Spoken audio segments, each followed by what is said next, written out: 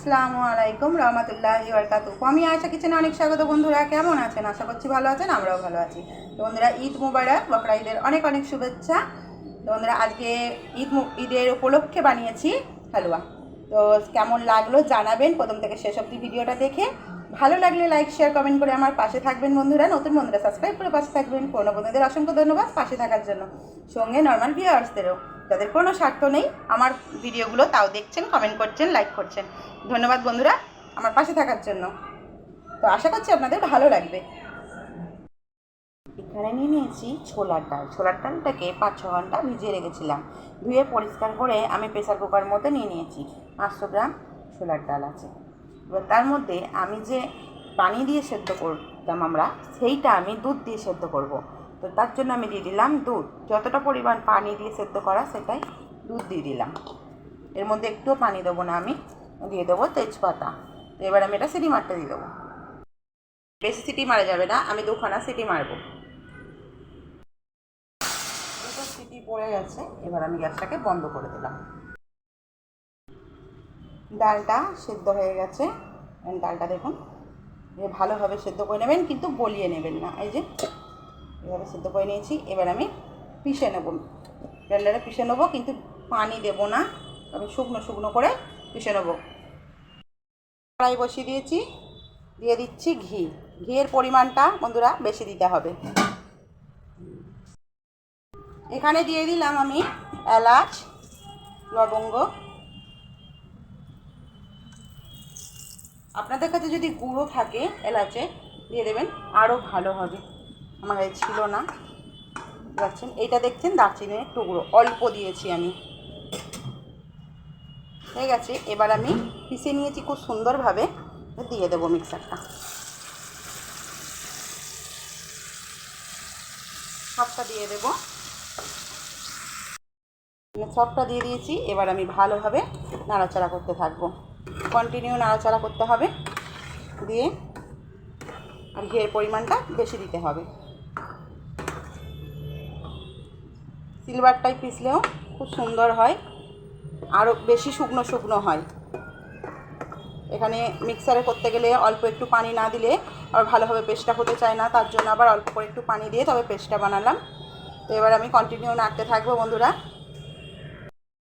সুন্দরভাবে নাড়াচাড়া করতেই আছি বন্ধুরা। নাড়াচাড়া বন্ধ করলেই তলাটা লেগে যাবে। আর গ্যাসের ফ্লেমটা একদমই, এই যে দেখুন লাগেনি, তো গ্যাসের ফ্লেমটা একদম আস্তে করে দেবেন।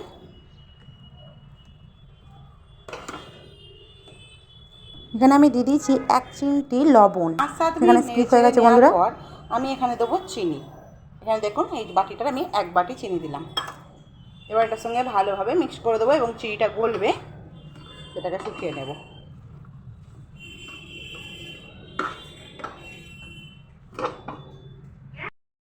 চিনিটা দেওয়ার পর আমি দিয়ে দেব গুঁড়ো দুধ।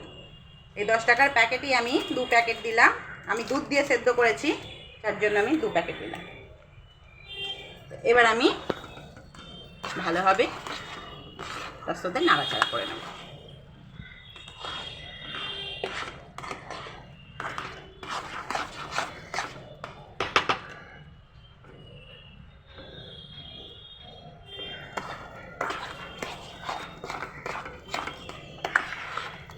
এর কালারটা আস্তে আস্তে চেঞ্জ হতে থাকে বন্ধুরা। মিক্সড হয়ে গেছে, এটা আমি হতে দেবো বন্ধুরা। কন্টিনিউ নাড়াচাড়া করে কড়াই থেকে একদম ছাড়া ছাড়া মতো হয়ে যাবে, তখন এবার বন্ধ করে দেব। তো এটাকে আমি এবার থালার মধ্যে সেট করে আপনাদের দেখাবো। হয়ে গেছে এটা। একটা থালাতে বন্ধুরা ঘি মাখিয়ে নিয়েছি, দিয়ে দেখুন সেট করে দিয়েছি এবং আমি খুন্তির সাহায্যে করে দিয়েছি। এবার আমি হাতে করে চেপে নিচ্ছি। এখানে আমি বাদাম কেটে রেখেছি, আমন্ড আর পেস্তা। এবার এটাকে দিয়ে দেবো।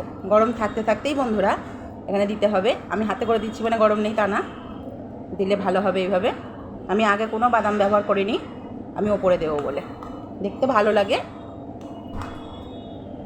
এইভাবে চেপে চেপে সমস্তটা ছড়িয়ে দেবো এবং এটাকে দেখিয়ে দিচ্ছি এরপর আমি কি করব।